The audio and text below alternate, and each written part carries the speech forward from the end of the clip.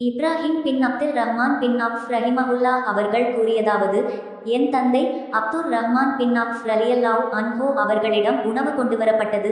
அவர்கள் நோன்பு நோற்றிருந்தார்கள்.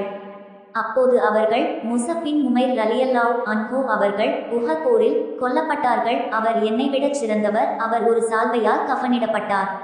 அந்த சால்வையால் அவரது தலை மூடப்பட்டால் அவருடைய இரு கால்கள் வெளியே தெரிந்தன. அவருடைய இரு கால்கள் மூடப்பட்டால் தலை வெளியில் தெரிந்தது என்று கூறினார்கள். அவர்கள் கூறியதாக நான் எண்ணுகிறேன். ஹம்சா பின் அப்துல் முத்தலிப் ரலியல்லாஹு அன்ஹு அவர்கள் உஹத் போரில் கொல்லப்பட்டார்கள். அவர் என்னை விடச் சிறந்தவர். அவரும் அதுபோலவே பற்றாக்குறை மிக்க சிறிய சால்வையாலேயே கஃனிடப்பட்டார். பிறகு இந்த அளவுக்கு நமக்கு இந்த உலகின் வசதி வாய்ப்புகள் வழங்கப்பட்டன. நாங்கள் புரிந்த நல்லறங்களுக்கு பிரதிபலன் மிக விரைவாக நமக்கு கொடுக்கப்பட்டுவிட்டதோ என்று நாம் அஞ்சுகிறோம் என்று கூறினார்கள். பிறகு உணவை விட்டுவிட்டு அழலானார்கள்.